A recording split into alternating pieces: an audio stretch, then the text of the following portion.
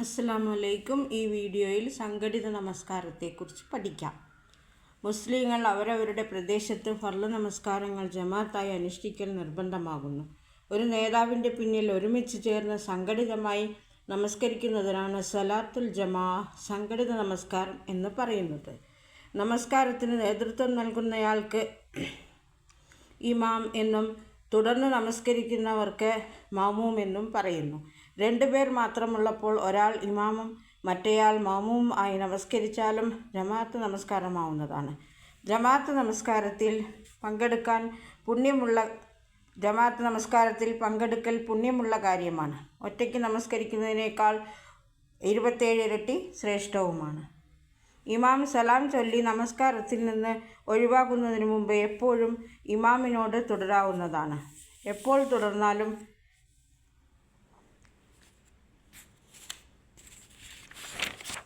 ജമാഅത്തിൽ പങ്കെടുക്കുന്നതിൻ്റെ പുണ്യം ലഭിക്കും. എന്നാൽ തുടക്കത്തിൽ ഇമാം തക്ബീറത്തുൽ ഇഹ്റാം ചൊല്ലുമ്പോൾ തന്നെ തുടരുകയും നമസ്കാരം മുഴുവനും ജമാഅത്തായി നിർവഹിക്കുന്നതാണ് ഉത്തമം. ഇമാം തക്ബീറത്തുൽ ഇഹ്റാം ചൊല്ലുന്നതിന് മുമ്പായി മാമൂം തക്ബീറത്തുൽ ഇഹ്റാം ചൊല്ലാൻ പാടില്ല. ഇമാമിൻ്റെ ചലനങ്ങളെക്കാൾ മാമൂം ഒരിക്കലും മുൻകടന്നു പോകരുത്. നമസ്കാരം കഴിയുന്നതുവരെ ഇമാമിൻ്റെ ചലനങ്ങൾ പിന്തുടർന്നുകൊണ്ടിരിക്കണം. ഇമാം ആദ്യത്തെ സലാം ചൊല്ലിയതിനു ശേഷം മാമൂം സലാം ചൊല്ലാൻ പാടുള്ളൂ. നിബന്ധനകൾ: ഇമാമിനോട് തുടർന്ന് നമസ്കരിക്കുകയാണെന്ന് നിയ്യത്തുണ്ടായിരിക്കുക. 2. മാമൂം ഇമാമിനേക്കാൾ മുന്നിട്ട് നിൽക്കാതിരിക്കുക. മാമൂം ഒരാൾ മാത്രമാണെങ്കിൽ ഇമാമിൻ്റെ വലതുഭാഗത്തും അല്പം പിന്തി നിൽക്കുന്നതാണ് ഉത്തമം. പിന്നെ ഒരാൾ കൂടി വന്നാൽ അയാൾ ഇമാമിൻ്റെ പുറകിൽ ഇടതുഭാഗത്ത് നിന്ന് തക്ബീർ ചൊല്ലണം. ശേഷം രണ്ടുപേരും പിന്നോട്ട് വന്ന് ഇമാമിൻ്റെ പിന്നിൽ സഫിൽ നിൽക്കുകയും വേണം. 3. ഇമാമും മാമൂമും ഒരിടത്തായിരിക്കുക. 4. മാമൂമിന് ഇമാമിൻ്റെ ചലനങ്ങൾ നേരിൽ കണ്ടുകൊണ്ടോ ശബ്ദം കേട്ടുകൊണ്ടോ അറിയാൻ കഴിയുക. 5. ഇസ്ലാമിൻ്റെ പ്രവർത്തനങ്ങളോട് ക്രമം തെറ്റാതെ തുടരുക. 5. ഇമാമിൻ്റെ പ്രവർത്തനങ്ങളോട് ക്രമം തെറ്റാതെ തുടരുക. 6. മാമൂം ഇമാമിൻ്റെ ചലനങ്ങളെക്കാൾ മുന്തിപ്പോവാതിരിക്കുക. 7. കാരണം കൂടാതെ ഒന്നിലധികം പ്രവർത്തികളിൽ ഇമാമിനേക്കാൾ പിന്നിലായി പോവാതിരിക്കുക. ഉദാഹരണമായി, ഇമാം റുക്കൂവും എഴുത്തിദാലും കഴിഞ്ഞ് സുജൂദിലേക്ക് നീങ്ങുമ്പോൾ മാമൂം റുക്കൂവിലേക്ക് കുനിയുക പോലും ചെയ്യാതെ നിൽക്കുകയാണെന്ന് കരുതുക. യാതൊരു കാര്യവും കൂടാതെ ഇങ്ങനെ ചെയ്താൽ നമസ്കാരം ബാത്തിലാകും. ഇമാമിൻ്റെയും മാമൂമിൻ്റെയും നമസ്കാരം ഒരേ തരത്തിൽ പെട്ടതായിരിക്കുക. രണ്ടുപേരുടെയും നമസ്കാരത്തിൽ വ്യത്യാസപ്പെട്ടാൽ പ്രവൃത്തികൾ തുടരാൻ സാധിക്കില്ല. ഉദാഹരണത്തിന്, മയ്യിത്ത് നമസ്കരിക്കുന്നവനോട് ലൊഹർ നമസ്കരിക്കുവാൻ തുടരുന്നത് ശരിയാവുകയില്ല. ഈ നിബന്ധനകൾ സൂക്ഷിക്കണം.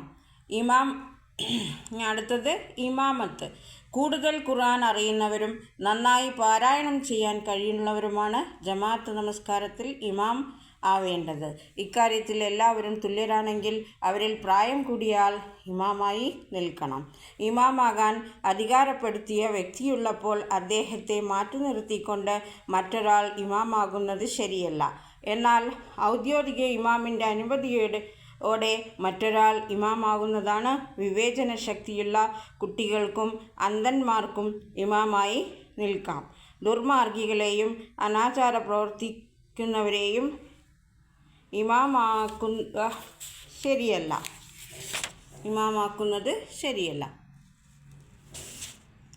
സ്ത്രീകൾക്ക് സ്ത്രീ ഇമാമായി നിൽക്കാവുന്നതാണ്. എന്നാൽ സ്ത്രീകളും പുരുഷന്മാരും അടങ്ങുന്ന ജമാഅത്തിന് പുരുഷനാണ് ഇമാം നിൽക്കേണ്ടത്. ജമാഅത്തായി നമസ്കരിക്കുമ്പോൾ നമസ്കാരം അധികം ദീർഘിപ്പിക്കാതിരിക്കുന്നതാണ് നല്ലത്.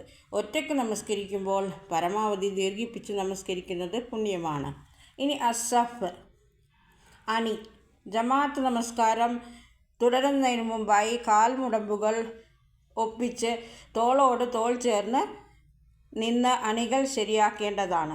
ഒരു സഫ് പൂർത്തിയായതിനു ശേഷമേ രണ്ടാമത്തെ സഫ് തുടങ്ങാൻ പാടുള്ളൂ. മുന്നിലെ സൊഫിൻ്റെ പിന്നിൽ മധ്യഭാഗത്ത് നിന്നാണ് പുതിയ സൊഫ് തുടങ്ങേണ്ടത്.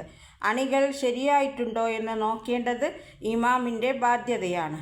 അണികളിൽ വിടവോ വളവോ ഉണ്ടാവാൻ പാടില്ല. നമസ്കാരത്തിന് അണി നിൽക്കുക.